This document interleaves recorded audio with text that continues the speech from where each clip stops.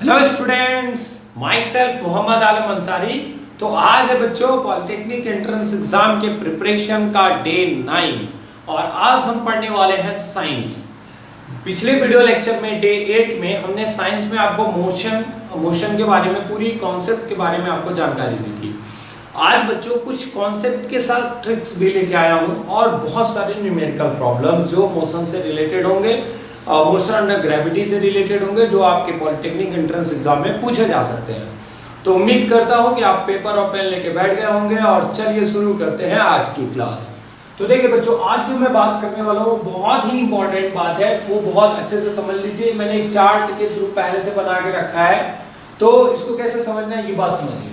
जब कोई body rest पर होगी, कहने का मतलब यह है कि बॉडी में कोई मूवमेंट नहीं होगा, बॉडी स्थिर होगी, वस्तु अगर विरामावस्था में होगी, वो स्थिर होगी, वो गति नहीं कर रही होगी, समय के साथ उसकी स्थिति में कोई परिवर्तन नहीं हो रहा होगा, तो आप ये बात समझ सकते हो कि इसकी वेलोसिटी जीरो होगी, मतलब उसका वेग जीरो होगा, उसमें एक्सेलरेशन जीरो होगा। जाहिर सी बात है, there is no velocity so there is no acceleration, change in velocity भी नहीं है तो एक्सेलरेशन जीरो हो गया। अगली इंपॉर्टेंट बात जो यहाँ से निकल के आती है कि उस पे जो उसके द्वारा जो तय की गई दूरी होगी, तो कहोगे कि सर मजाक कर रहे हो, जो बॉडी रेस्ट पे है तो डिस्टेंस ही नहीं ट्रेवल करेगी। मैं भी वही कह रहा हूँ कि जो उसके द्वारा तय की गई दूरी होगी वो टाइम के कितने पावर पर डिपेंड करेगी, t⁻0 पर डिपेंड करेगी। इसमें से एक क्वेश्चन पूछा है पॉलिटेक्निक में, इसीलिए मैं इस चार्ट को बना दिया हूँ ताकि उसी कॉन्सेप्ट को कोई दूसरे कंडीशन में पूछे तो आप बता सकें। दूसरा है यूनिफॉर्म वेलोसिटी के साथ अगर वो चल रहा है, मतलब उसके वेग एक समान वेग से चल रहा है। यूनिफॉर्म वेलोसिटी का मतलब होता है कि समान समय में समान विस्थापन तय करे। तो अगर यूनिफॉर्म वेलोसिटी से वो ट्रेवल कर रहा है तो जो वेलोसिटी होगी वो t के डायरेक्टली प्रोपोर्शनल होगी। पहली इंपॉर्टेंट बात, एक्सेलरेशन आल्सो जीरो होगा, दूसरी इंपॉर्टेंट बात। और जो यस होगा, जो डिस्टेंस या displacement cover by the moving body होगा, उस वस्तु द्वारा जो तय की गई दूरी होगी या विस्थापन होगा, वो समय के एक घात पर निर्भर करेगा। ये बात याद रखना है। और यूनिफॉर्म वेलोसिटी में मतलब एक्सेलरेशन जीरो है। दूसरा है यूनिफॉर्म एक्सेलरेशन से मूव कर रहा है। यूनिफॉर्म एक्सेलरेशन से मूव करने का मतलब बॉडी मूव तो कर रहा है, ठीक है, उसमें एक्सेलरेशन है, लेकिन वो एक्सेलरेशन कांस्टेंट है, वो एक्सेलरेशन नहीं चेंज हो रहा है। एक्सेलरेशन भी चेंज हो सकता है, बिल्कुल, कभी वेलोसिटी कुछ इस हिसाब से चेंज हो रही है कि कभी बढ़ रही है कभी घट रही है, तो हर सेकंड, हर 2 सेकंड 4 सेकंड के बीच में वो एक्सेलरेशन चेंज हो रहा होगा। But there is no change in acceleration, ऐसा इस क्वेश्चन में कहा है, ऐसा इस कॉन्सेप्ट में कहा है। तो अगर एक्सेलरेशन चेंज नहीं हो रहा है तो यूनिफॉर्म एक्सेलरेशन है। तो देखो, acceleration also does not depend upon time, time पर डिपेंड नहीं करेगा, t⁻0 का मतलब उस पर डिपेंड नहीं कर रहा है। But velocity depend upon time, और कितने पावर पे, 1 पावर पे। और जो यस है वो t के स्क्वायर पे। ये आया हुआ है पॉलिटेक्निक में, ठीक है, ये पॉलिटेक्निक में आया हुआ है बच्चों, इंपॉर्टेंट चीज है, ये ध्यान रखना, ये बहुत बार पूछा हुआ है, ठीक है। तो पॉलिटेक्निक एंट्रेंस एग्जाम में पूछा है कि जब कोई वस्तु एक समान त्वरण से गति कर रही हो तो उस पे उसका जो उसके द्वारा तय की गई दूरी होती है वो समय पर किस प्रकार निर्भर करती है। तो yes directly proportional to t square. Velocity किस प्रकार निर्भर करती है, v directly proportional to t। अगला है कि नॉन यूनिफॉर्म एक्सेलरेशन। मैंने अभी वही बात की कि उसके एक्सेलरेशन में चेंजेस हो रहे हैं, मतलब एक्सेलरेशन उसका कांस्टेंट नहीं है, एक्सेलरेशन बढ़ रहा है, घट रहा है, रिटार्डेशन हो रहा है, बहुत तेज एक्सेलरेट कर जा रहा है, इन सब की बात कर रहे हैं। तो उस कंडीशन में जो यस होगा वो डायरेक्टली प्रोपोर्शनल टू t⁻3 और मोर, वो डिपेंड करता है क्या कंडीशन वहां पे है। तो आपके एग्जाम में अगर आएगा तो t⁻3 ही रहेगा, मोर की बात नहीं करेगा वो। और जो यहाँ पे वेलोसिटी और t⁻2, यहाँ में मोर हटा भी दूं तो कोई समस्या नहीं है यहाँ पे, क्योंकि आप कंफ्यूज ना हो, इसलिए मैं चाहता हूँ एक ही कॉन्सेप्ट सिखाऊं। देखो, अगर नॉन यूनिफॉर्म एक्सेलरेशन से मूव कर रहा है, मतलब उसके त्वरण में बार बार परिवर्तन हो रहा है, उसका त्वरण चेंज हो रहा है, तो ठीक है, तो उसका मतलब ये हुआ कि जो एक्सेलरेशन है वो टाइम पे डिपेंड कर रहा है, टाइम जैसे बढ़ेगा उस तरह से एक्सेलरेशन चेंज होगा।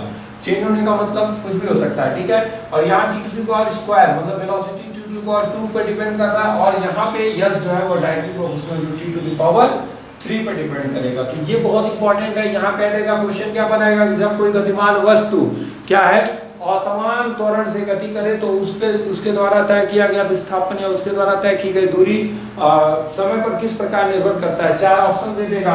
पहला ऑप्शन दे देगा yes directly proportional to t⁻0, दूसरा दे देगा yes directly proportional to t⁻1, तीसरा दे देगा yes directly proportional to t⁻2, चौथा दे देगा yes directly proportional to t⁻4।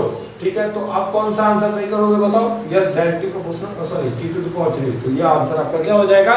सही हो जाएगा। तो ये बात आप ध्यान रखिए, ये चार्ट बहुत इंपॉर्टेंट है और ये बहुत ही ज्यादा आपके लिए काम यूजफुल है। तो चलिए इसको बना लीजिए, फिर बताता हूँ मोशन अंडर ग्रेविटी का एक बहुत ही शानदार ट्रिक। तो जल्दी इसको पॉज करके नोट करिए, तो फिर आगे बढ़ते हैं बच्चों।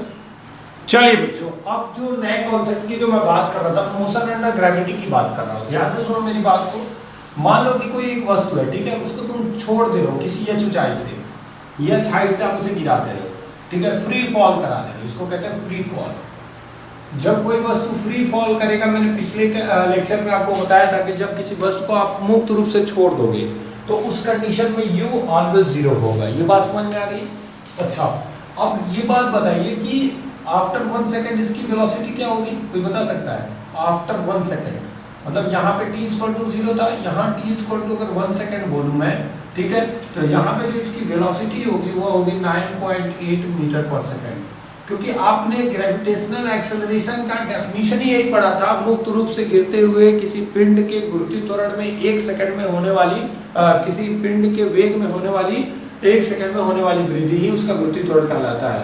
तो v बराबर हम 9.8 मीटर पर सेकंड स्क्वायर लिख सकते हैं। अच्छा, लेकिन वो हर 1 सेकंड में डिस्टेंस कितना कवर करेगा? जैसे मैंने इसको फ्री फॉल कराया तो 1 सेकंड में उसके द्वारा तय की गई दूरी क्या हो जाएगी? ये तो उसकी वेलोसिटी आई ना, ठीक है, सॉरी 9.8 मीटर पर सेकंड। आफ्टर 1 सेकंड उसकी जो वेलोसिटी हो जाएगी वो 9.8 मीटर पर सेकंड हो जाएगी, ठीक है। बट उसके द्वारा जो ट्रेवल की गई डिस्टेंस होगी वो कितनी होगी, वो मैं बताता हूँ आपको। जो g की वैल्यू है ना, वो कितनी होती है? 9.8। इसी का हाफ ले लो यहाँ पे, कितना हो जाएगा? 4.9। कितना होगा? 4.9। फिर अगले t बराबर 2 सेकंड में कितना होगा? t बराबर 2 सेकंड में 2 सेकंड हो गया, ठीक है। यहाँ से गिरा और 2 सेकंड बाद उसकी वेलोसिटी बताओ, तो बहुत आसान है। उसकी वेलोसिटी v बराबर क्या हो जाएगी? 19.6 मीटर पर सेकंड हो जाएगी। बट अब पूछा जाए कि चलो 2 सेकंड बाद उसकी वेलोसिटी तो बता दिए, लेकिन उसके द्वारा ट्रेवल डिस्टेंस कितना होगा? तो इसका डबल 1.9 का डबल कितना होगा बताओ जल्दी से? 1.9 का डबल होगा 3 टाइम्स, 3 गुना, तो 9 3 के 27 को 7, 14.7 मीटर, ठीक है। यानी अगले वो 1 सेकंड में कितनी दूरी नीचे चला आएगा? 14.7 मीटर। फिर अगले 1 सेकंड की बात करो, फिर t बराबर 3 सेकंड कर दो तो क्या हो जाएगा? अब उसकी वेलोसिटी कितनी हो जाएगी? अब उसकी वेलोसिटी हो जाएगी, इसमें 3 गुना करो तो 8 3 के 24 को 4 और 9 3 के 27 2 29, 29.4 मीटर पर सेकंड। अब उसके द्वारा ट्रेवल डिस्टेंस कितना होगा? जो यहाँ पे आया होगा उसका 5 गुना, यानी आपको रेशियो याद रखना है 1:2, 3:2, 5:2, 7, इस तरह से। तो क्या हो जाएगा? 9.4 का 5 गुना कितना होगा? 9 बचे 45 को 5 बचा 4 और 5 को 20 4 24, तो 24.5 मीटर वो क्या करेगा? वो यहाँ से यहाँ तक, सॉरी यहाँ से यहाँ तक ट्रेवल करेगा। तो टोटल डिस्टेंस कितनी हो जाएगी? ये टोटल हाइट कितनी हो जाएगी? ये आपको क्या करना होगा? 4.9 प्लस 14.7 प्लस 24.5 ऐड करना होगा। ऐड कर लो, 9 7 16 5 21 को 1 बचा 2, ठीक है, और 4 4 8 4 3 12 12 13 14 को 4 बचा 1 2 और 1 3 और 1 4, 44.1 मीटर। तो मैं आपको जो समझाना चाह रहा हूँ वो क्या समझाना चाह रहा हूँ वो समझने की कोशिश करिए कि जब किसी बॉडी को आप किसी हाइट पर से छोड़ोगे ना, ऐसा फ्री फॉल कराओगे, आप मुक्त रूप से छोड़ दोगे, तो हर 1 सेकंड में उसने कितनी दूरी तय की है ये आपको बिना किसी फॉर्मूले के कैलकुलेट कर लेनी है। पहले वाले वो 1 सेकंड में 4.9 मीटर ट्रेवल करेगा, जो g की वैल्यू है उसका आधा। दूसरे वाले में वो कितना ट्रेवल करेगा?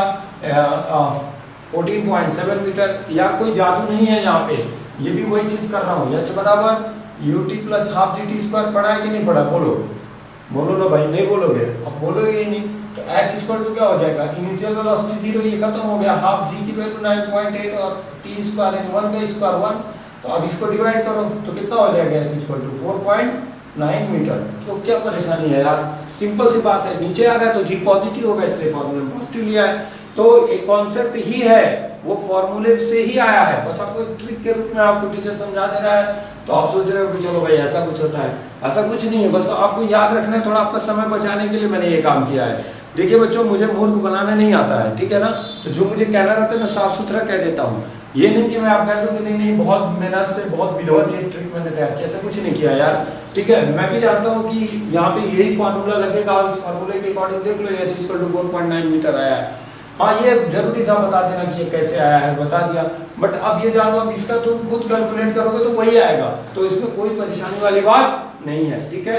तो आप इस कॉन्सेप्ट को याद रखिएगा, थोड़ा सा आपका समय बच जाएगा कैलकुलेशन का, बस और कोई बात नहीं है। पहले 1 सेकंड में 4.9 मीटर, अगले 1 सेकंड में 14 पॉइंट समथिंग। आपको याद रखना है इसका 1 tens to 3 tens to 5 tens to 7 tens to 9 ऐसे, ठीक है। इसका आपको ऑड नंबर में याद करते चले जाना है उसका रेशियो, और जो भी रेशियो निकालेंगे वो इसके रिस्पेक्ट में निकालेंगे, इसका 3 गुना, फिर इसी का 5 गुना, फिर इसी का 7 गुना, ठीक है। और टोटल डिस्टेंस बतानी होगी तो यहाँ से यहाँ तक की टोटल डिस्टेंस जोड़ देंगे तो पता चल जाएगा कि कितनी हाइट से वो गिराया गया है, ठीक है। या फॉर्मूले से लगाइए, मुझे कोई परेशानी नहीं है, ठीक है बच्चों। तो प्लीज इसको पॉज करके नोट कर लीजिए, तो फिर बहुत अच्छी ट्रिक बताता हूँ आगे नेक्स्ट। चलिए बच्चों बढ़ते हैं अगले कॉन्सेप्ट की तरफ। मान लीजिए कि ये कोई टावर है, कोई हाइट है का मतलब ये कोई हाइट है या हाइट का टावर है, ठीक है। यार आप टावर बना लेना, कोई परेशानी नहीं है। अब देखो यहाँ से क्या होगा कि एक आदमी है जो क्या करता है, ध्यान से समझने की कोशिश करिए। वो क्या करता है बेचारा, वो किसी बॉल को थ्रो करता है, एक तो ऐसे थ्रो करता है, ठीक है, तो ऐसे जाएगा मतलब ऊपर फेंकता है, पहले अपवर्ड थ्रो करता है, ऊपर की ओर थ्रो करता है, ठीक। तो जाहिर सी बात है ऊपर थ्रो करेगा तो ऐसे नहीं ऊपर चला जाएगा, फिर वो प्रोजेक्टाइल पाथ पे होते हुए फिर वो नीचे आ जाएगा, ग्राउंड को हिट करेगा। हो सकता है यहाँ ना हिट करता हो, थोड़ा सा आगे हिट करे, वो अलग अलग मसला है, ठीक। यहाँ जाके हिट करा, चलो दूसरा लड़का, और इसने कितना टाइम लिया, t1 टाइम लिया। दूसरा उसने क्या किया, दूसरा उसने एक बॉल को थ्रो कर दिया, ऐसे थ्रो कर दिया, थ्रो किया, ऐसे ऐसे फेंका, मतलब u नॉट इक्वल टू 0, किसी ने किसी वेलोसिटी से फेंका होगा, ठीक है। इस कंडीशन में भी u नॉट इक्वल टू 0, कुछ ना कुछ वेग से ऊपर फेंका होगा, ठीक। और एक कंडीशन क्या करते हैं कि वो किसी बॉल को क्या करते हैं, छोड़ देता है। मैं इधर बनाता हूँ ताकि आपको समझ में आए, ठीक है। ये हाइट h है, ठीक है बच्चों, ये मैं पूरी हाइट का मान लेता हूँ h। और इसने क्या किया, अगले वाले में इस बॉल को सीधा सीधा थ्रो किया, लेकिन थ्रो नहीं किया, ऐसे छोड़ दिया, u equal to 0, free fall करा दिया, ऐसे पकड़ा था और ऐसे छोड़ दिया, तो ये क्या हो गया, फ्री फॉल, u 0 हो गया। और ऐसे ऊपर फेंकता है तो क्या होगा, u नॉट इक्वल टू 0। ऐसे ही उसी हाइट पर से फ्री फॉल भी कराया जाता है, देखो इसको फ्री फॉल करा सकते हैं, देखो छोड़ दिया फ्री फॉल, और इसी को ऐसा फेंक दिया, तो फोर्स लगा के फेंक रहा है, तो इनिशियल वेलोसिटी हम कुछ दे रहे हैं, तो इसमें जो टाइम लग रहा है वो t2 लग रहा है, और इसमें जो टाइम लग रहा है वो t3 लग रहा है। तो आपसे अगर पूछा जाए कि what is the relation between t1 t2 t3, question समझ में आया है, बहुत ही जबरदस्त क्वेश्चन है। एक लड़का है जो किसी या ऊंचाई के टावर पे खड़ा हो गया है, एयरटेल, आइडिया, वोडाफोन, जो समझ लो यार। अब उस टावर पर से वो किसी बॉल को क्या करता है, u not equal to 0 velocity से, मतलब समथिंग कुछ वेलोसिटी दे करके ऊपर फेंकता है, और ऊपर वर्टिकली ऊपर की तरफ फेंक रहा है, फिर वो क्या हो रहा है, ऊपर जा करके प्रोजेक्टाइल पाथ पे गति करते हुए नीचे गिर जा रहा है, ठीक। और दूसरी कंडीशन में वो दूसरे बॉल को ऐसे थ्रो कर रहा है, और तीसरी कंडीशन में क्या कर रहा है, लेफ्ट कर दे रहा है, छोड़ दे रहा है, ऐसे छोड़ दे रहा है चुपचाप। तो अब तीनों में रिलेशन क्या होगा, तो जो t3 आता है बच्चों वो आता है t1 इंटू t2, याद रखना। जो उसका t3 आएगा मतलब तीसरे को जो पहुंचने में लगा समय होगा ग्राउंड को हिट करने में, वो t1 और t2 के मल्टीप्लाई के बाद उसका स्क्वायर रूट लेंगे तो वही टाइम वहां ग्राउंड को हिट करने में लगेगा। तो प्लीज इस कॉन्सेप्ट को पॉज करके नोट कर लीजिए, बहुत ही शानदार कॉन्सेप्ट है, तो प्लीज जल्दी नोट करिए, तो कुछ आगे बात करें। चलो बच्चों हो गया ये। अब देखो ये कॉन्सेप्ट मुझे समझाना है, वो समझो आप। v स्क्वायर बराबर u स्क्वायर माइनस 2as पढ़े थे ना, यहाँ प्लस 2as भी पढ़े थे, कोई बात नहीं। आप v स्क्वायर बराबर u स्क्वायर प्लस 2as पढ़े थे, तो v square minus u square बराबर 2as लिख सकते हैं क्या, बोलो फटाफट बोलो यार। अब मैं यहाँ पे एक काम करूँ, मैं a को नीचे लेके आऊँ, 2 और a को, तो v square minus u square upon 2a बराबर s, ठीक है। एक तो ये s निकालने का फॉर्मूला हो गया, बट मैं इसी फार्मूले को थोड़ा और कन्वर्ट करूं तो v square minus u square को मैं लिख सकता हूं v माइनस u और v प्लस का u, ठीक है, अपॉन 2 इंटू a को क्या लिख सकते हैं, देखो आपने पढ़ा था v बराबर u प्लस at, यहाँ से a निकल के आएगा बच्चों v minus u upon t, ठीक है, तो मैं वही रख दे रहा हूँ। तो यहाँ क्या हो जाएगा v माइनस u अपॉन क्या हो जाएगा t, ठीक है। इससे ये सही हो जाएगा, तो यस बराबर आ जाएगा u plus v upon 2 into T. तो कुछ जगहों पर हमारे लिए ये बहुत ही रामबाण सिद्ध होने वाला है हमारे सवाल के लिए। तो एक नया फॉर्मूला मिल गया हमको इक्वेशन ऑफ मोशन का, s equal to u plus v upon 2 into t. इनके शाब्दिक अर्थ वही है, ये विस्थापन या दूरी कहिए, u प्रारंभिक वेग कहिए, अंतिम वेग कहिए, ये दो तो समझ ही रहे हैं, t बराबर टाइम। तो ये बात अब याद रखिए, इसको जल्दी नोट करिए, तो क्वेश्चंस कराए हम आपको, पढ़िए और खुद सॉल्व करने की कोशिश करिए। फिलहाल मैं बताता हूँ इस क्वेश्चन को कैसे करना है। दो पिंड हैं 49 मीटर और 25 मीटर की ऊंचाई से एक साथ छोड़े जाते हैं। दोनों की हाइट अलग अलग है, ठीक है ना बच्चों। एक साथ छोड़े जाते हैं, इस बात का ध्यान रखिएगा, मतलब u0 है, ठीक है। पृथ्वी पर पहुंचने पर लगे समय का अनुपात। जब इस तरह की बातें करें तो आप फॉर्मूला लगाएंगे T1/T2 √H1 H2, ठीक है। तुरंत आपका आंसर आएगा T1/T2 करड़ी में 49/25। तो 49 का वर्गमूल क्या होता है 7 और 25 का वर्गमूल 5, 7 समझे 5 है क्या, बी ऑप्शन इज करेक्ट। बस आपको ये ध्यान देना है कि प्लेनेट नहीं चेंज होना चाहिए ध्यान देना, अगले वाले क्वेश्चन में वैसा हुआ है तो जी की वैल्यू वेरी करेगी ना। यहाँ पे जी की वैल्यू तो वेरी करनी नहीं है, जी का मान हमेशा एक जैसा लेना है। पृथ्वी पर छोड़ा जा रहा है 49 और 25 मीटर की हाइट पे कोई इफेक्ट होने वाला नहीं है, इसलिए मैंने यहाँ H1/H2 रखा है। तो समझ में आ जानी चाहिए बात कि अगर दो पिंडों को h ऊंचाई से गिराया जा रहा है तो उनके पृथ्वी पर पहुंचने में जो लगे समय का अनुपात होता है वो T1/T2 √H1/H2 के बराबर होता है। दूसरी कंडीशन कहता है, उस पर ध्यान दें, बहुत इत्मीनान से और बहुत ही लाजवाब क्वेश्चन है। तो क्या मैं इसको इरेज करूं यार, या तो पढ़ते रहिए थोड़ा बहुत आप लोग। मैं देख रहा हूं कि कुछ लोग वीडियो स्किप कर रहे हैं, करो भाई, बहुत मजे से करो, कम से कम जो भी करना है मन में आ रहा है वो करो, लेकिन मैं अपना काम करूंगा। एक पिंड को पृथ्वी और पर फिर चंद्रमा पर 200 मीटर की ऊंचाई से छोड़ दिया जाता है। चलो, तो दोनों को पृथ्वी पर भी 200 मीटर की ऊंचाई से ही छोड़ा जाता है और चंद्रमा पर भी 200 मीटर की ऊंचाई से ही छोड़ा जाता है। लो, कमाल का क्वेश्चन है। लेकिन एक बात समझ लीजिए कि यहाँ पे हम T1/T2 √H1/H2 नहीं लगा सकते। लगाएंगे हम यही फार्मूला, बट यहाँ पे सिर्फ H1/H2 नहीं रहेगा। क्यों? क्योंकि पृथ्वी और चंद्रमा पर जी की वैल्यू अलग अलग होती है। ये मैं आपको समझा दे रहा हूँ कि जो पृथ्वी पर गुरुत्वीय त्वरण होता है वो क्या होता है, आप जी अगर मानोगे तो चंद्रमा पे जो गुरुत्वीय त्वरण होगा वो G/6 हो जाएगा। चंद्रमा पे जो गुरुत्वीय त्वरण होता है वो पृथ्वी के गुरुत्वीय त्वरण का 6वां भाग होता है। ये बात समझ में आ गई। चंद्रमा पे जो गुरुत्वीय त्वरण है वो पृथ्वी पर गुरुत्वीय त्वरण का 1/6 भाग होता है। ये आंसर है, ये बहुत बड़ा ऑब्जेक्टिव क्वेश्चन है मेरे भाई। तो अब क्या करोगे आप, T1/T2 √H1/H2 को छोड़ दो। अब आ जाओ थोड़ा सा काम की बात करते हैं। H = UT + FT² पढ़े हो आप, GT²। और जब बॉडी नीचे आती है तो जी पॉजिटिव होता ही होता है, इसमें तो कोई दो राय नहीं है। तो चलो, यहाँ से H = U0 है तो हाफ GT² हो जाएगा। यहाँ से T की वैल्यू फाइंड करो तो रूट में 2H/G होगा, ठीक है बच्चों। अब हम इस फार्मूले का इस्तेमाल करेंगे। फार्मूला वही है, वहां पृथ्वी था तो दोनों के लिए जी कैंसिल हो रहा था, यहाँ कैंसिल नहीं होगा क्योंकि तो पृथ्वी और एक चंद्रमा है। तो क्या मैं इन कॉन्सेप्ट को जो मैंने यहाँ पे चीजें लिख रखी है वो मिटा सकता हूँ, इसी को मिटा दूँ। बाकी ये तो समझते रहिए कि पृथ्वी पर जो गुरुत्वीय त्वरण होता है वो जी अगर है तो चंद्रमा पर होगा G/6। अब ध्यान दो, TE मतलब अर्थ पर पहुंचने में लगा समय, TM मतलब चंद्रमा पर पहुंचने में लगा समय। क्या हो जाएगा, वो हो जाएगा बच्चों √2HE/GE गुणे GM/2HM। समझ गया बात को? क्यों? देखो, जब ये भाग में ले आओगे तो दोनों गुणा के रूप में हो जाएगा यार। यहाँ से TE लिखना फिर TM लिखना फिर दोनों का रेशियो लेना, दिन रात यही करो, बैठ कर कुछ नहीं होने वाला है। 2 से 2 कैंसिल हो जाएगा। TE/TM बराबर क्या हो जाएगा बताइए, √HE का मान क्या है भाई 200, ठीक है। GE का मान G कर लो, GM का मान G/6 कर लो, HM का मान 200, ये तो सही हो गया, ये भी सही हो गया, G नीचे चला गया तो √1/6 हो गया, ठीक है। तो TE संबंधित TM कितना आ गया बच्चों, करड़ी सॉरी एक संबंधित करड़ी में 6 है क्या ऑप्शन में?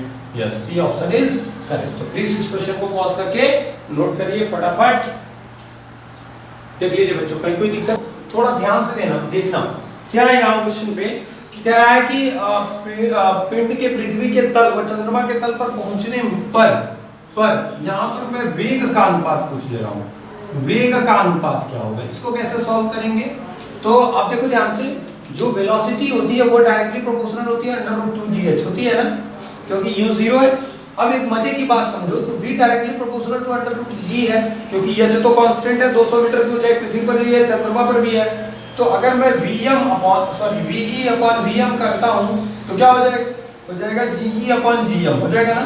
तो यहाँ पे हो जाएगा √, ध्यान से देखना, G/6, तो 6 कहाँ जाएगा ऊपर, ये मूल भिन्न है आपका, तो तो यहाँ से जो आपका आंसर आने वाला है बच्चों, VE संबंध VM का वह हो जाएगा करड़ी में 6 संबंध 1। तो ये वाला ऑप्शन सही हो जाएगा। कब? जब वेग की बात करेगा तब। ये वाला तो तब था ना जब समय की बात कर रहा था। तो याद रखिए समय का अनुपात 1 संबंध 6 था और वेग का अनुपात क्या हो गया, कड़ी में 6 संबंध 1 आ गया। यहाँ पे क्वेश्चन है वेग का अनुपात, जब वो दोनों स्ट्राइक करेंगे अर्थ पर और चंद्रमा पर वो पिंड, तो वहां पे उस स्ट्राइक करते समय वेलोसिटी का जो रेशियो है वो क्या होगा, वो आपसे पूछा है। ठीक है, तो प्लीज इसको पॉज करके नोट करिए। बढ़ते हैं नेक्स्ट क्वेश्चंस की तरफ। चलिए बच्चों, अब इस क्वेश्चन को देखिए, कह रहा है ऊपर की ओर फेंकी गई गेंद फेंकने के 4 सेकंड बाद फेंकने वाले के हाथ में आ जाती है। ठीक है, तो गेंद कितने वेग से फेंकी गई और कितनी ऊंचाई तक गई। बड़ा नॉर्मल क्वेश्चन है यार। मैंने आपको पिछले वीडियो लेक्चर में एक कॉन्सेप्ट बताया था, यदि वायु का प्रतिरोध नगण्य हो तो जितना जाने में लगा समय होगा उतना ही आने में लगा समय होगा। ठीक है, तो मान लो कोई आदमी अगर फेंका होगा तो उसके हाथ में जाने के बाद से वापस उसके हाथ में आ रही है, तो टोटल टाइम कितना हो गया, 4 सेकंड। यानी कि अगर जाने में लगा समय पूछा जाए तो 2 सेकंड और आने में लगा समय पूछा जाए तो 2 सेकंड। ठीक है, समझ में आई बात। कहता है कि ऊपर की ओर फेंकी गई गेंद फेंकने के 4 सेकंड बाद, जो फेंक रहा है उसके 4 सेकंड बाद उसके हाथ में आ जा रही है। ठीक है, तो जितना टाइम लगा होगा जाने में उतना टाइम लगेगा आने में। तो वो कितनी ऊंचाई तक गई, बड़ा आसान है। देखो पहले V बराबर U प्लस AT, बहुत गलती है यार, V बराबर U प्लस GT होता है और ऊपर जा रहा है तो माइनस का होगा। और दूसरी इंपॉर्टेंट बात ये कि अधिकतम ऊंचाई पर मैंने बताया था V 0 होता है। ये सारा कंसेप्ट बता चुका हूं मैं पहले से। तो ये 0 होगा, U माइनस 9.8, T का मान 2, तो U इक्वल टू हो गया 19.6 मीटर पर सेकंड। देखो किस ऑप्शन में है ये, यहाँ पे है, यहाँ पे है नहीं यार, यहाँ तो नहीं है पर यहाँ है। देखो ये दोनों ऑप्शन हो सकते थे। ठीक है, तो ये तो वेलोसिटी आ गई, कितने वेग से फेंकी गई है, इतने वेग से फेंकी गई है 19.6 मीटर पर सेकंड वेग से। तभी तो अब एक बात जान लो ना, कोई चीज अगर ऊपर जाती है तो हर एक सेकंड में उसके वेग में 9.8 मीटर पर सेकंड का कमी आएगा। ठीक है, देखो ना 9.8 मीटर पर सेकंड का कमी आएगा तो कितना होगा, 9.8 होता है, फिर अगले 1 सेकंड में 0 हो गया, मतलब मैक्सिमम हाइट पर 0 हो गया। और जब वो नीचे आएगा तो हर 1 सेकंड में 9.8 बढ़ रहा था। आप देखिए भी, अभी मैंने आज कैलकुलेशन करके बताया था। तो हर 1 सेकंड में किसी वस्तु के वेग में 9.8 मीटर पर सेकंड की वृद्धि होती है अगर ऊपर से वो फ्री फॉल कर रहा है तो, और हर 1 सेकंड में उसके वेग में 9.8 मीटर पर सेकंड की कमी होती है यदि वो नीचे से ऊपर जा रहा है तो, क्योंकि ऊपर जाने पर G उसका अपोज करेगा और नीचे आने पर G उसका साथ देगा, G उसको खुद खींच रहा है। अब तो ये तो U आ गया, अभी पूछे कि कितनी ऊंचाई तक गई। बड़ा आसान है यार, H equal to UT plus half GT square, यहाँ प्लस ही रहेगा बच्चों। तो H इक्वल टू U का मान क्या है बच्चों, U का मान 19.6, T का मान है 2 प्लस हाफ, G का मान क्या है बताओ जल्दी से, G का मान 9.8 और T स्क्वायर का मतलब कितना हो गया, 2 का स्क्वायर। तो H इक्वल टू कितना हो गया, जल्दी से मल्टीप्लाई करके बता दो तो कितना हो जाएगा, 6 दूना 12, U आ गया ना आपका 19.6। अब जल्दी करिए इसको सॉल्व करके बताइए कितना आ जाएगा। यहाँ से बताओ यार, 6 दूना 12 को 2 और 19 दूना 38 को 39.2। एक बात ये है कि कितनी ऊंचाई तक गई है ये पूछा है, यहाँ माइनस होगा ना, ऊपर जा रहा है, सॉरी 19.6 मैं कह रहा हूँ, क्यों मैं मैच नहीं कर रहा, तो 19.6 ही आएगा आंसर। ठीक है, यानी कि first option is correct. Please pause करके नोट कर लीजिए। ठीक है बच्चों, बढ़ते हैं नेक्स्ट क्वेश्चन की तरफ।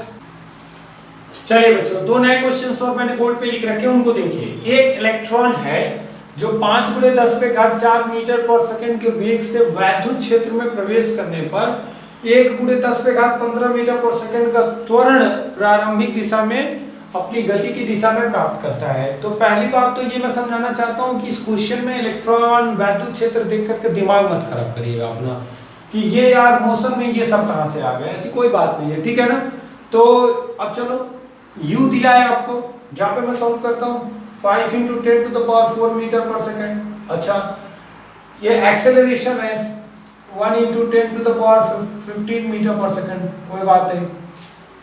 कहता है कि त्वरण जो प्राप्त कर लेता है। ठीक है, आपसे पूछ रहा है इस क्वेश्चन में कि व्हाट इज द वेलोसिटी, ठीक, सॉरी हाउ मच टाइम, कितना समय लगेगा जब उसका वेग कितना हो जाए, 2 गुना हो जाए। तो यानी कि जो फाइनल वेलोसिटी है वो कितनी है, 2 × U यानी 2 × 5 × 10⁴, यानी कि V बराबर है 10 × 10⁴ मीटर प्रति सेकंड। ठीक है बच्चों, तो जो डाटा गिवन रहता है ना पहले क्वेश्चन में उनको लिखना चाहिए, अदरवाइज आप हमेशा क्वेश्चन को सॉल्व करते समय कुछ चीजें गलत कर दोगे। हमेशा याद रखो बच्चों, जो चीज दिया हो उसको लिख लेना चाहिए पहले।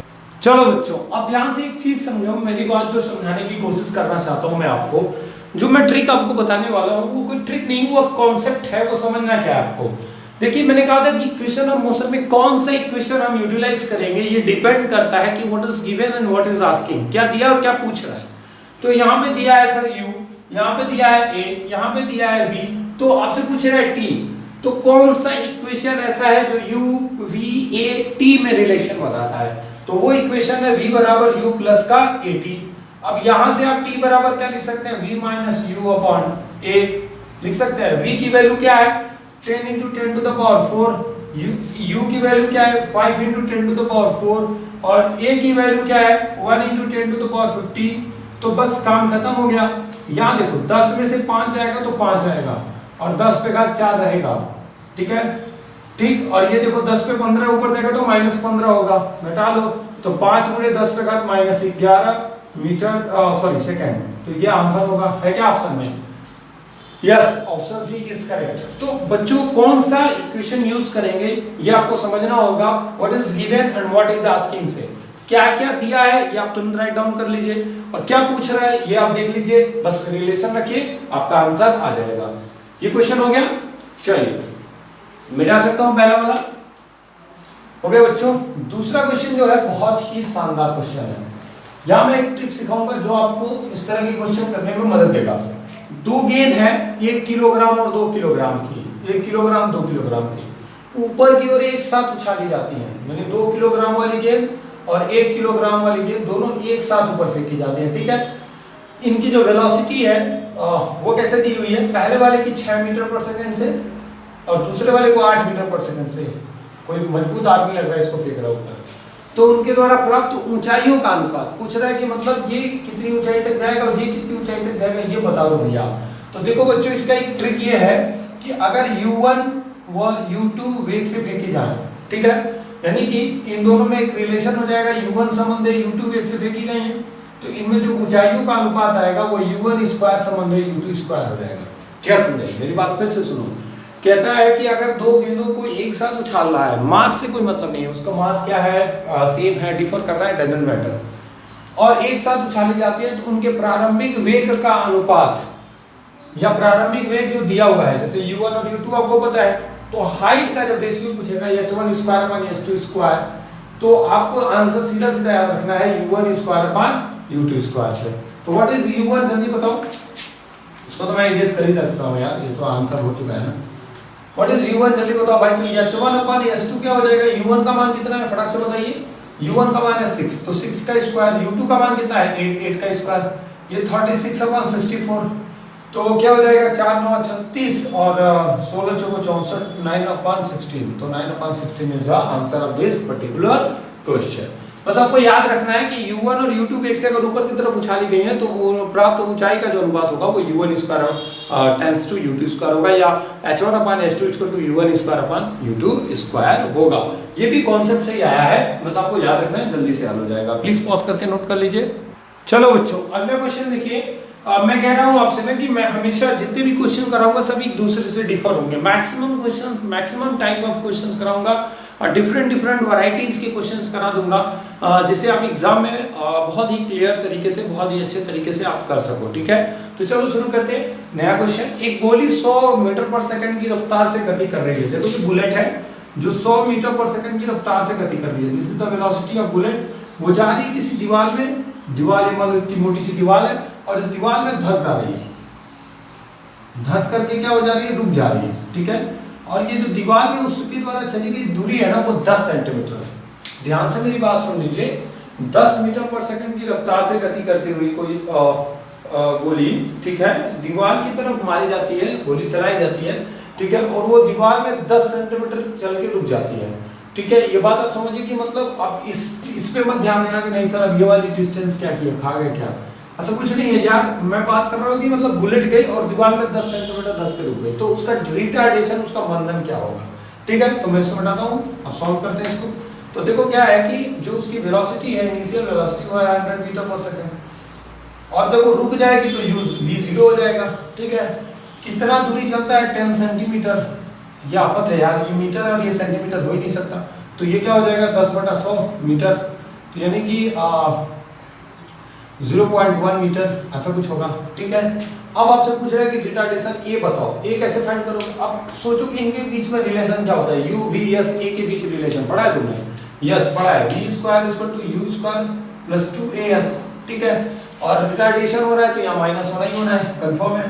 तो चलो सॉल्व करो, v square minus you square बराबर माइनस 2as, ये तो 0 हो गया। u का स्क्वायर 100 का स्क्वायर कितना हो जाएगा 1 2 3 4 बराबर माइनस 2 गुणे a चाहिए हमको, यस की वैल्यू 0.1 है, बस इसको सॉल्व कर लो आंसर आ जाएगा। तो ये बच्चों क्या हो जाएगा, ये माइनस से तो माइनस खत्म हो गया, चलो कोई बात नहीं।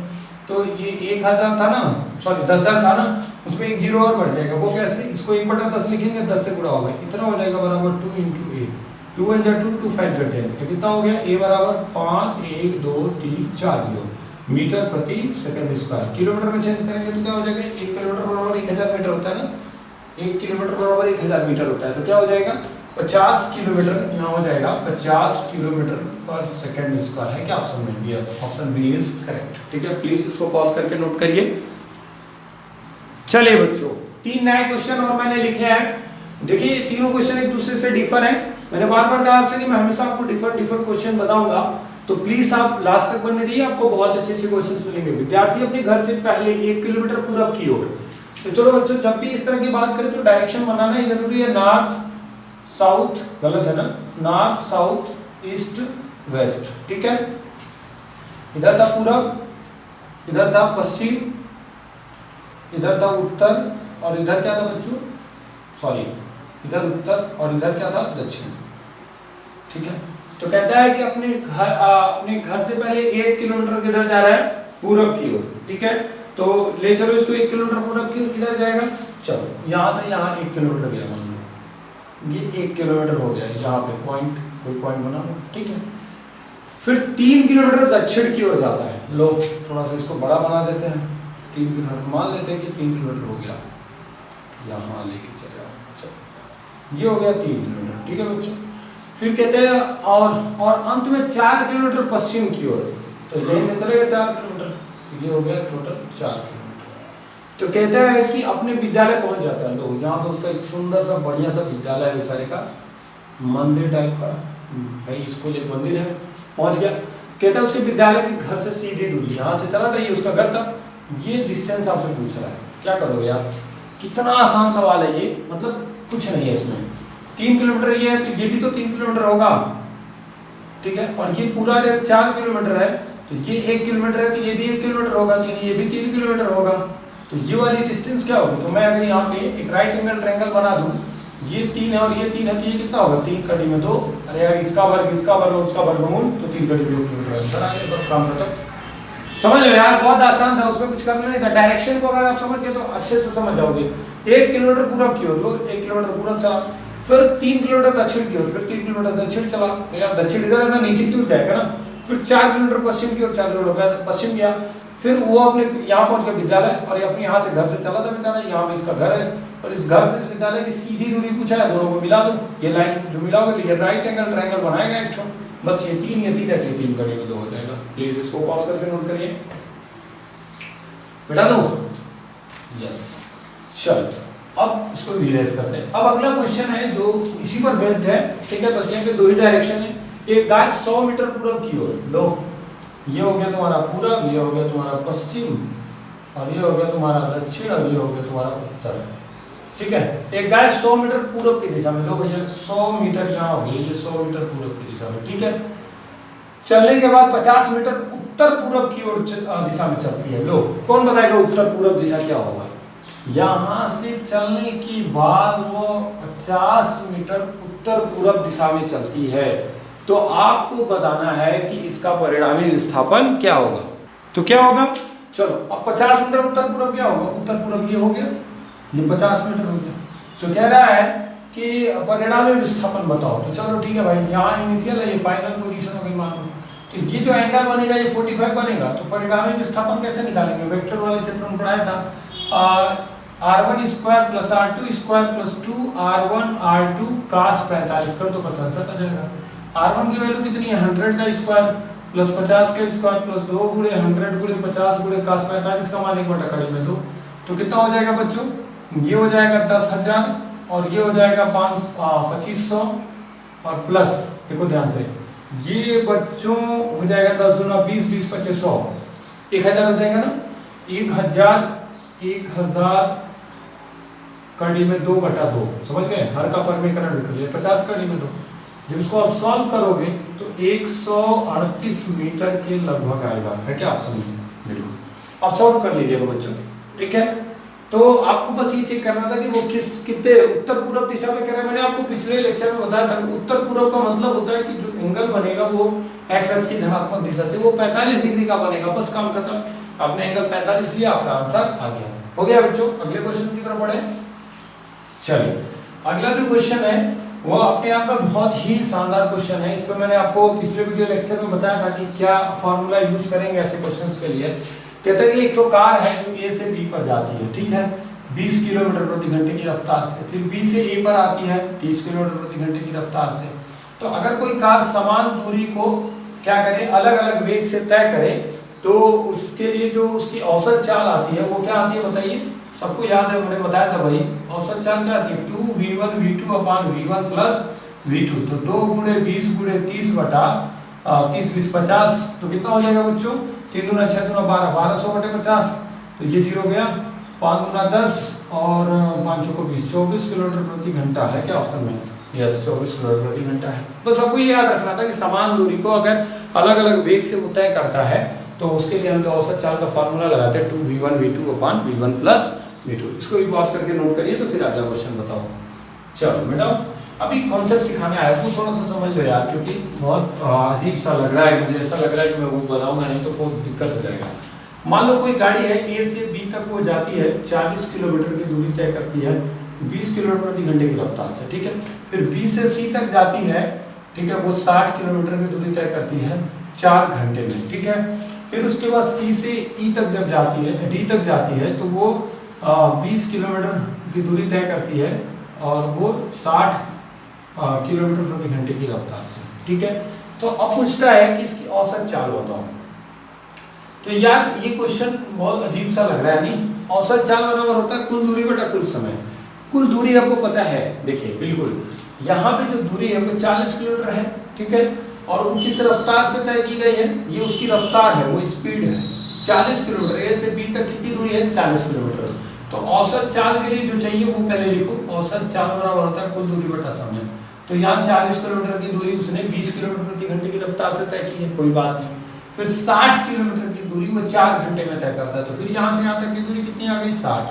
फिर वो सी से डी तक जाता है तो 20 किलोमीटर की दूरी 60 किलोमीटर प्रति घंटे की रफ्तार से तय करता है, ठीक है। तो औसत चाल में कुल दूरी तो लिख लिया तुमने इतना किलोमीटर। कुल समय कैसे लिखेंगे, तो देखो समय कैसे निकालेंगे, यहाँ तो समय नहीं दिया है, तो समय बराबर होता है दूरी बटे चाल। पहले देखो यार गलत हो जाएगा, चाल बराबर दूरी बटा समय, ठीक है। तो समय बराबर क्या हो जाएगा दूरी बटा चाल, समझ में आया। तो समय बराबर क्या हो जाएगा दूरी बटा चाल। तो दूरी कितनी है बच्चों 40, चाल क्या है 20, तो कितना समय लगेगा 2 घंटा। ऑब्वियस सी बात है यार, 2 घंटे में 1 किलोमीटर, तो 40 किलोमीटर कितने घंटे में 2 घंटे में, ठीक है। 20 किलोमीटर 1 घंटे में, तो 40 किलोमीटर कितने घंटे में 2 घंटे में। यहाँ 4 घंटा दे ही दिया है समय, प्लस यहाँ भी निकालना पड़ेगा आपको।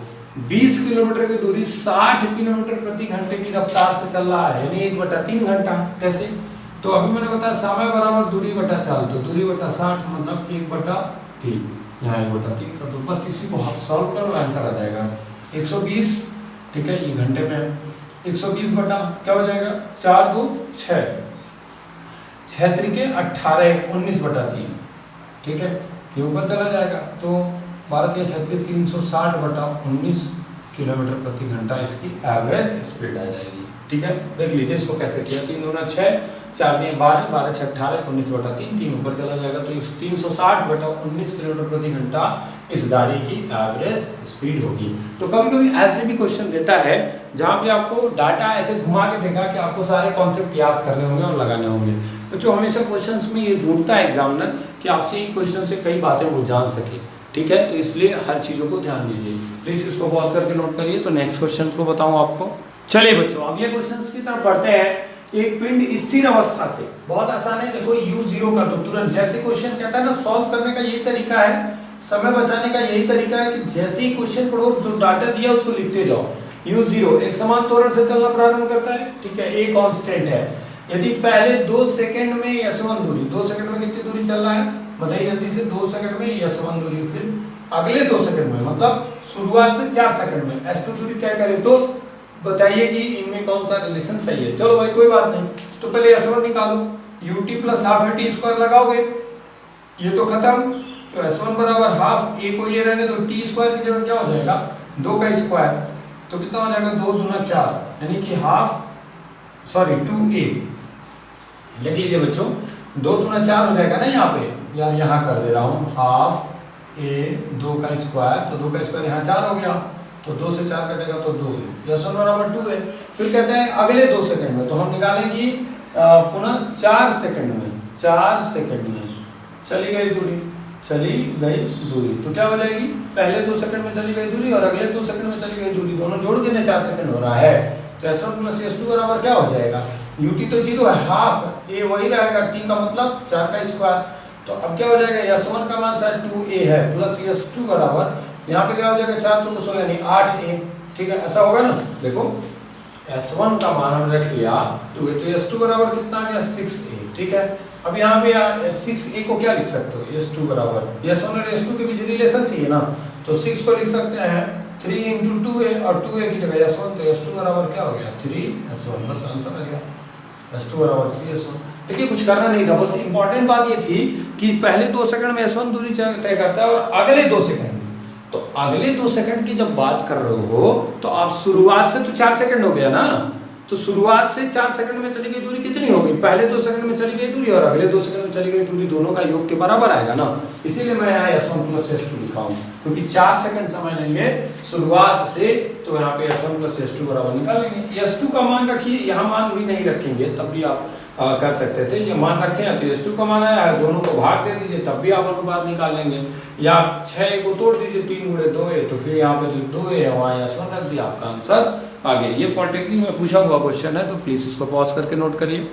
चलिए बच्चों नेक्स्ट क्वेश्चन है, मैंने कहा कि हर बार डिफरेंट टाइप का क्वेश्चन है, ये भी बहुत डिफरेंट है। एक मोटरसाइकिल 100 मीटर त्रिज्या के 100 मीटर त्रिज्या के वृत्ताकार पथ पर नियत चाल से चलकर एक पूरा चक्कर 62.8 सेकंड में लगाती है। ये मान लो सर्कल हो गया, इसका रेडियस हो गया 100 मीटर, ठीक है, एक पूरा चक्कर लगाने में लगा समय कितना है 62.8, तो औसत चाल, तो क्या होता है जल्दी बताओ, औसत चाल बराबर कुल दूरी बटा कुल समय, कुल दूरी बटा कुल समय, तो क्या हो जाएगा कुल दूरी, जल्दी बताइए 2πr, तो 2 × 3.14 r का मान है 100 और कुल समय कितना है 62.8, ठीक है। अब इसको सॉल्व करिए, इसका जब गुणा करोगे तो 6.28 × 100 बटा 62.8 आ जाएगा।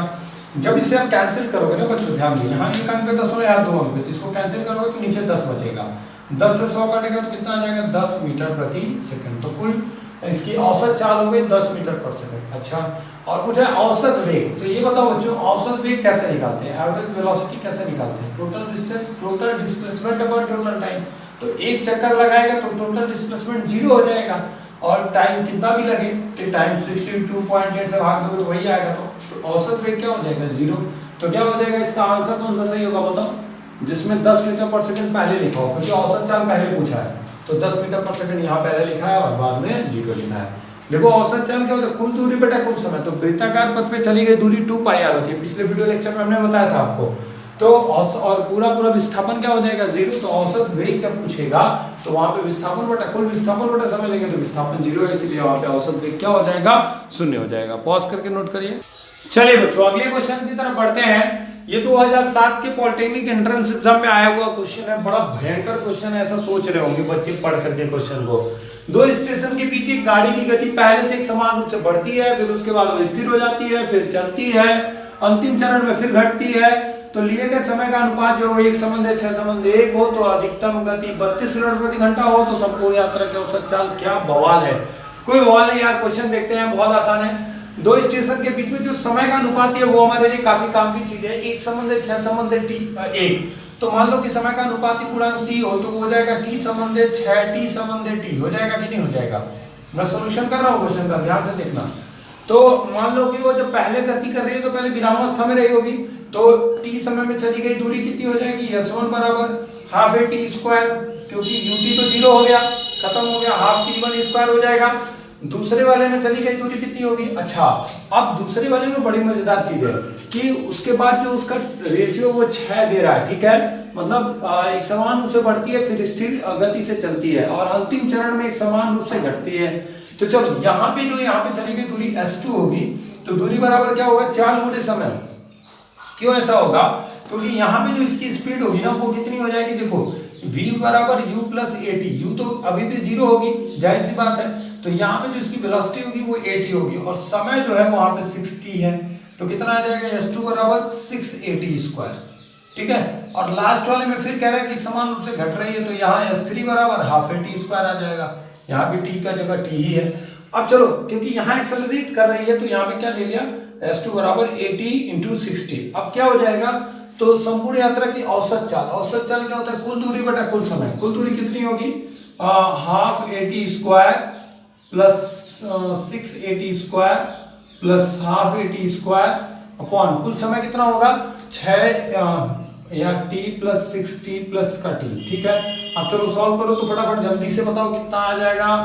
तो यार यहाँ पे जो सॉल्व करेंगे a की वैल्यू तो दी दी गई है, ठीक है, अच्छा मैक्सिमम स्पीड दी गई है, ठीक है, कोई बात नहीं, सॉल्व करते हैं। तो यहाँ से क्या हो जाएगा, हाफ ए टी कॉमन ले लो, तो यहाँ बचेगा यार 80 t बचेगा, यहाँ पे केवल क्या बचेगा, t बचेगा, ठीक है। Half A T square common ले लो, और अच्छी बात है, यहाँ पे 1 बचेगा, यहाँ पे क्या बचेगा 12, और यहाँ पे भी 1 बचेगा अपॉन यहाँ पे बचेगा देखो 1 और 6 और 1, तो यहाँ पे t कॉमन लोगे तो कितना हो जाएगा, 6 1 7 1 8 बच जाएगा। यहाँ से एक t से एक t कैंसिल हो जाएगा, ठीक है, 2 नीचे आएगा तो 8 दूना 16, तो 80 गुणे 12 और 2 14 बटा कितना हो जाएगा 16, 80 यानी उसकी मैक्सिमम स्पीड, ठीक है, वो कितनी है 32 किलोमीटर प्रति घंटा। तो 32 गुणे 14 बटा 16, देखो तो 8 चौको 32, अरे यार 8 दूना 16, 2 दूना 4, 14 दूना 28 किलोमीटर प्रति घंटा। तो 28 किलोमीटर प्रति घंटे की रफ्तार से वो औसत चाल से चल रही होगी। प्लीज इस क्वेश्चन के सॉल्यूशन को पॉज करके नोट कर लीजिए। चलिए बच्चों, 3 और नए क्वेश्चंस मैंने ले रखे हैं, इनके बारे में थोड़ा सोचेंगे और इनको सॉल्व करेंगे। 10 मीटर पर सेकंड के प्रारंभिक वेग से फेंका गया पिंड अधिकतम ऊंचाई तक पहुंचेगा। अरे मेरे भाई, 10 मीटर पर सेकंड के वेग से किसी चीज को आप ऊपर फेंकोगे तो वो मैक्सिमम हाइट पे जा रहा है। याद करो, दिमाग को स्ट्राइक करो, मैंने आपको बताया था कि मैक्सिमम हाइट पर v 0 होता है, बस खत्म बात। तो v बराबर u माइनस जी टी। क्यों माइनस किए, अब नहीं बोलोगे क्यों माइनस किए, ऊपर फेंक रहे हो ना, तो यहाँ से तुमको t चाहिए, अधिकतम ऊंचाई चाहिए। लो, यहाँ से तो अधिकतम ऊंचाई आएगा नहीं यार, अधिकतम ऊंचाई पूछ रहा है, ये तो गड़बड़ हो गया। तो अब कौन सा फार्मूला लगाओगे, यस, v स्क्वायर बराबर u स्क्वायर माइनस 2gh। अब ध्यान दो, ये तो हो गया 0, v 0 हो गया, u इधर लाओ तो 10 दाम में 100 बराबर, अब ये माइनस आया होगा, क्या यार वही काम कराओगे मुझसे। चलो, v स्क्वायर बराबर u स्क्वायर माइनस 2gh, तो ये 0 हो गया, 10 का स्क्वायर माइनस 2 गुणे 10 गुणे h, यहाँ 10 रखो तभी आंसर मैच करेगा, मे भी करते हैं, कोई प्रॉब्लम नहीं। तो ये हो जाएगा 100 माइनस का माइनस 2 गुणे 10 गुणे h, 10 गुना 20, 20 5 100, h बराबर 5 मीटर। देखो अगर 9.8 रखते तो थोड़ा डिफर करता, ये आंसर आ गया। अगला क्वेश्चन है, किसी वस्तु के वेग को 2 गुना कर दिया जाए। लो भाई कोई बात नहीं, पहले वाले को नोट कर लिए, जल्दी करो यार, हो गया। चलो अब देखो, कहता है किसी वस्तु के वेग को 2 गुना कर दिया जाए तो उसे रोकने के लिए कितनी सापेक्ष दूरी कितनी होगी। यार देखो एक चीज देखो, v स्क्वायर बराबर u स्क्वायर प्लस 2as लगाओ, रोक रहे हो तो v 0 हो गया, यानी कि u स्क्वायर रोक रहे हो तो रिटार्डेशन होगा तो माइनस होगा, तो u स्क्वायर बराबर 2as। यार 2-3 कॉन्सेप्ट है लगाया मैंने, रोक रहे हैं तो यहाँ माइनस होगा, v 0 होगा तो u स्क्वायर बराबर 2as, यानी s directly proportional to u square हो गया। तो कह रहा है कि वेग को 2 गुना कर दो, कोई बात नहीं भाई, पहले चली गई दूरी s1 हो गई, बाद में दूरी s2 मान लो, बराबर u1 स्क्वायर बटे u2 स्क्वायर, ठीक है। तो क्या हो जाएगा, s1 अपान s2 बराबर 1/2 का होल स्क्वायर। तो यहाँ पे क्या हो जाएगा, s2 बराबर 4s1। तो क्या पूछा है, उसे रोकने के लिए रुकने की सापेक्ष दूरी क्या हो जाएगी, 4 गुनी हो जाएगी पहले की। देखो ना भाई, पहले की 4 गुनी आई है ना, बस आंसर हो गया। बस ये पता लगाना था कि यस यू के साथ किस तरह डिपेंड कर रहा है, ये बात ध्यान देना था, क्योंकि वेलोसिटी से ही पूछ रहा है हमसे। तो हमने क्या किया, v स्क्वायर बराबर u स्क्वायर माइनस 2as लगाया। v जीरो हो रहा है, क्योंकि रोकेंगे तो जाहिर सी बात है, रोक देंगे तो फाइनल वेलोसिटी जीरो, तो v जीरो हो गया, तो u स्क्वायर बराबर 2as। तो यहां से देखा कि जो ये तो कांस्टेंट है, तो यस डिपेंड कर रहा है u स्क्वायर पे। अगर मैं पहले दूरी ले लूं s1 बराबर un स्क्वायर और s2 बराबर u2 स्क्वायर, s1 s2 निकालूं, 2 का होल स्क्वायर, तो s2 इक्वल टू क्या हो गया, 4s1।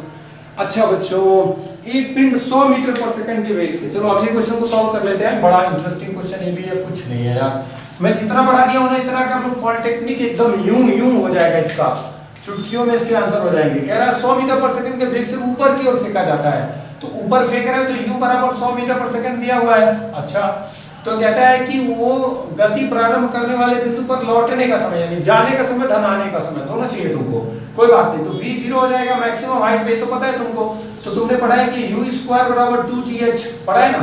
तो u का मान है 100, 100 गुणे 100 बराबर 2 गुणे 10 गुणे h का मान क्या है, अच्छा 10 ना रखो यार, 9.8 रखो, नहीं दिया है तो h का मान चलो चाहिए हमको, कोई बात नहीं। यहां से इसको कैंसिल करेंगे तो h की वैल्यू क्या, सॉरी क्या पूछ रहा है, t पूछ रहा है ना। कह रहा है कि ऊपर की ओर फेंका गया तो गति प्रारंभ करने वाले बिंदु पर लौटने का समय पूछ रहा है, इसको मिटा देते हैं भाई। तो लौटने का समय पूछेगा तो वही करो, तो v स्क्वायर v बराबर u प्लस का 80, ठीक है। अच्छा, तो यहां से हमको t चाहिए, v जीरो हो चुका है, u का मान हमारा कितना है 100 मीटर पर सेकंड, a का मान हमको नहीं पता है, a का मान हमको नहीं पता है, तो 9.8 रख लो। तो कितना हो जाएगा बच्चों, 1000/98, 1000/98 भाग दो, तो 1098 में भाग दोगे तो मुझे लगता है कि 10.2 आएगा, ठीक है। अब यहाँ पे a की जगह g रखना है, ये बात ध्यान रखना है कि ऊपर फेंक रहा है, और यहाँ माइनस रखना है, v जीरो करेंगे तो u बराबर gt हो जाएगा। अब कह रहा है कि जाने का समय धन आने का समय दोनों पूछ रहा है, तो जितना समय जाने में लगेगा उतना आने में लगेगा, तो 10.2 का दोगुना क्या होगा, 20.4। आंसर है क्या, देखो प्लीज इस क्वेश्चन की बात समझ लीजिए, थोड़ा सा कंफ्यूज हुए हैं आप लोग। 100 मीटर पर सेकंड के वेग से ऊपर की ओर फेंका गया है ना, तो ऊपर की ओर अगर फेंका जा रहा है तो पहले समय पूछा, मैंने हाइट को ध्यान दे दिया था, समय पूछ रहा है, तो v बराबर u माइनस gt लगाओ, क्योंकि माइनस इसलिए लगा रहे क्योंकि बॉडी अंडर ग्रेविटी के अपोज में जा रही है, ऊपर उसका अपोज कर रही है ग्रेविटी का, तो यहाँ माइनस हो जाएगा, तो यहाँ v जीरो हो जाएगा मैक्सिमम हाइट में, तो क्या हो जाएगा u बराबर gt, तो t बराबर u/g, u दिया हमको, g तो मान 9.8 रखो, तो 10.2 सेकंड में वो क्या होगा, मैक्सिमम हाइट पे जाएगा, और उतना ही टाइम लगेगा उसे नीचे आने में, बात खत्म, दोनों जोड़ दो 20.4 सेकंड हो गया। तो बच्चों इस तरह से मैंने मोशन के बहुत ढेर सारे क्वेश्चन कराए, कुछ और क्वेश्चन है जो 2015, 16, 17, 18, 19 में पूछे गए हैं, मैं उनको डिस्कस कर लूंगा अगले वीडियो लेक्चर में 10 से 5 मिनट में। फिर मैं शुरू करूंगा अगले वीडियो लेक्चर में केमिस्ट्री, और मैं आपको विश्वास दिला सकता हूं कि केमिस्ट्री यूं उंगलियों पे हल होने वाला है, और मैं बहुत सारे ट्रिक्स लेके आऊंगा केमिस्ट्री में आपके लिए। तो अगर मेरा वीडियो आपको पसंद आया तो प्लीज यार इसको लाइक करो, 10 से 20 लोगों में शेयर करो और सब्सक्राइब करो। Thank you.